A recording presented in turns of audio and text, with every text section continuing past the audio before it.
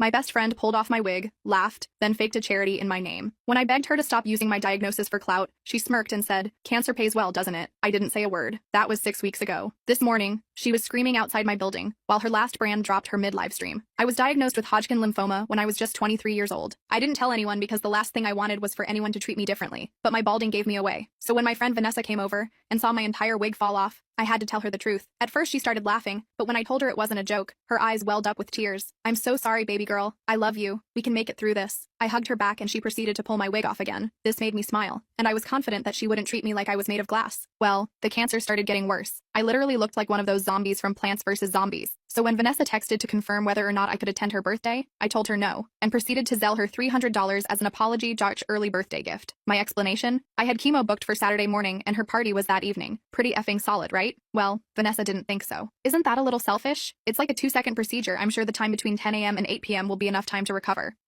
It's like 3 hours, and I'm gonna be so tired I don't want to drag the mood down. I'm sorry, I responded. I thought it would end there, but it didn't. Vanessa told me that if I didn't want people to treat me differently for having cancer, then I shouldn't use it as an excuse to be a poopy friend. I didn't even reply to that, because I knew if the conversation continued, I had a 100% chance of saying something I'd regret. And, as predicted, I ended up resting all day. I felt like an animal in hibernation or something, but I woke up to 37 missed calls and over 99 unanswered texts. As I scrolled through, I saw that everyone was texting me asking if I was okay, asking why I never told them. An anonymous account had even started a GoFundMe, with a photo of my face attached. Anger boiled my blood. Vanessa had announced to everyone that I had cancer, so I called her, and she immediately picked up. "Vanessa, what the actual F? I hope you're calling to thank me," she interrupted. "Everyone at my birthday was talking about what a selfish bitch you were for not showing up, and I defended you by telling them the truth." I immediately knew she wasn't telling the full story. "Okay, Vanessa, and why did they think I was a selfish bitch?" "Because at first, I told them you couldn't come because you wanted to watch some TV." Her voice was dripping with fakeness, but I couldn't slap her through the screen, so I settled for hanging up. That day was literally every nightmare I ever had come true. All of the girls I hated were reposting the anonymous GoFundMe on Instagram,